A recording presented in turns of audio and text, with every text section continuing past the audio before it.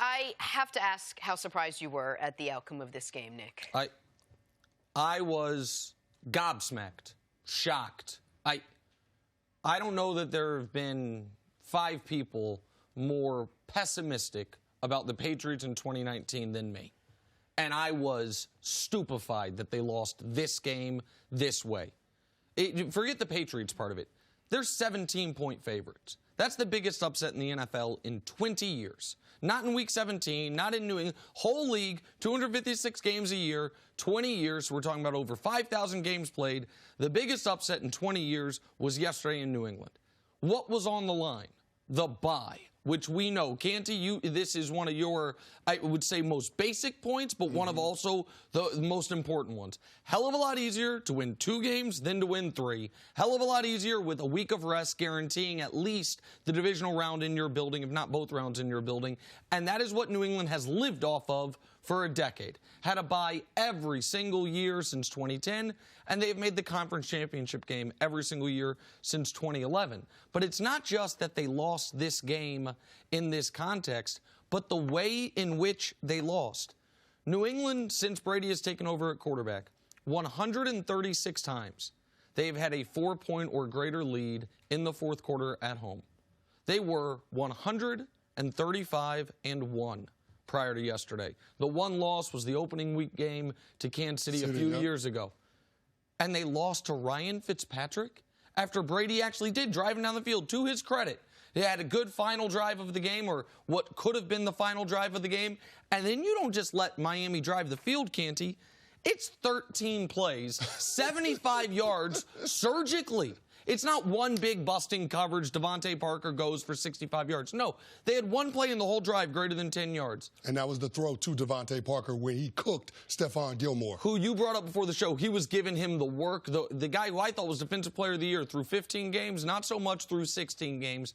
And now the Patriots have a very live Titans team. Then if they get through that game, they are in Kansas City rather than the other way around, and in all likelihood a little more banged up than they are now after a playoff game. So I cannot believe they lost this game the way they lost it and to whom they lost it with what was on the line. Yeah, it's what it looked like, because if you were to tell me that the Patriots would have a 4-point lead with less than 4 minutes to go and Ryan Fitzpatrick and the Dolphins have to drive the length of the field in order to have a chance to win that game, I would have said no shot. You're talking about a team that's in the bottom 8 in turnovers, a quarterback that's prone to throwing the ball to the other team.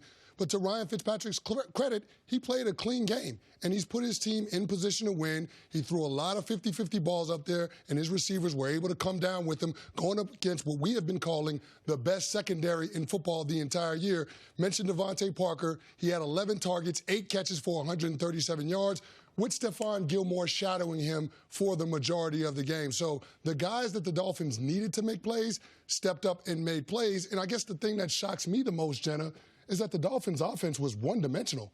They didn't have any running game to speak of. I think they had 63 yards rushing. So going up against one of the best defenses in the National Football League, and you made the opposing offense one-dimensional, and you still can't stop them at the end of the game with such importance in terms of the stakes in the playoffs on the line. That to me is the part that's inexcusable. But what's the one thing the Patriots didn't seem to have that the Dolphins of all teams had yesterday? If you watch that game, it looked like the Dolphins had confidence. They weren't playing for anything. They went out there and they played their best. The Patriots looked like they were just pressing really tight, which is something you saw at the end of the first half. Well, the end of the first half was, in real time, a jarring moment. This isn't Monday morning quarterbacking revisionist. The Patriots have their best drive of the half. This is after the Brady pick six, after they fall down 10 points. They get a field goal, they get a stop. They then go 5 plays, 82 yards, and on that drive, Brady has his biggest play of the game, the 50 yards Philip Dorsett. They then immediately force a 3-and-out. That 3-and-out happens with 1:51 left in the first half. The Dolphins have the ball on their own 20, with the Patriots having all 3 timeouts. And Bill Belichick does not call timeout, does not give Tom Brady, coming off his best drive, the offense with a chance to take the lead. Conditions pretty good. 1:45 and 2 timeouts is what the Patriots could have gotten the ball back with. Instead, he lets the clock tick all the way down. Brian Flores and the Dolphins smartly take the whole play clock. They punt away. Patriots run the ball up the middle, the clock tick down again, run it again, go into halftime. That it was such an indictment on the faith Belichick has in the offense. Maybe it's because last week in Buffalo, they went for it near the end of the first half. Remember, they go for it on that fourth down, and it leads to Buffalo getting the touchdown with 6 seconds left in the half. But after Brady has his best moment of the game, that 5-play, 82-yard touchdown drive, to not give them a chance to get a field goal. They needed 40 yards. In a minute 40 with 2 timeouts is what they could have had to get in field goal range. To not do that, that loomed large the rest of the game, Canty. No, you're absolutely right, but I don't think that Belichick has any confidence in his offense just because they've shown him for the majority of the season that he shouldn't have confidence in this offense. And we keep waiting for the Patriots to figure it out. And we just have to accept the fact that this group, the 2019 offense for the New England Patriots, won't figure it out. This is the worst offense that Bill Belichick has had in New England this decade on a yards per play basis. So going into the postseason, I don't have any confidence that this team is going to be able to flip a switch. This offense is all of a sudden going to get it together. And in the way that they lost yesterday, it felt like that Patriots defense was all out of favors for their offense. Think about what their defense and their special teams has done all year long, stealing extra possessions, scoring on defense and on special teams, blocking punts, creating field position. All of those things all of a sudden went away in that game against inferior competition. You're talking about a double-digit loss Miami Dolphins team, and somehow with a bye on the line, you're not able to come through and get that win. That, to me, is surprising. It's not easy to roll into Foxborough and get a win in December.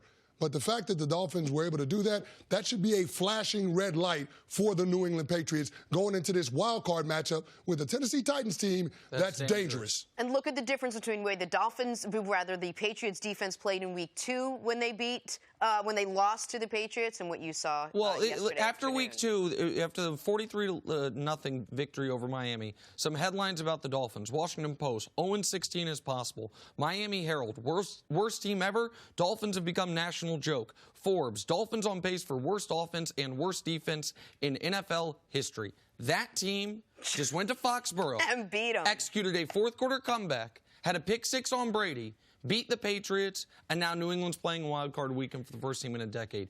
It is a shocking turn of events for anybody watching football yesterday. Last time the Patriots played on wild card weekend, it didn't work out for them. Just going to put that out there. You probably know that.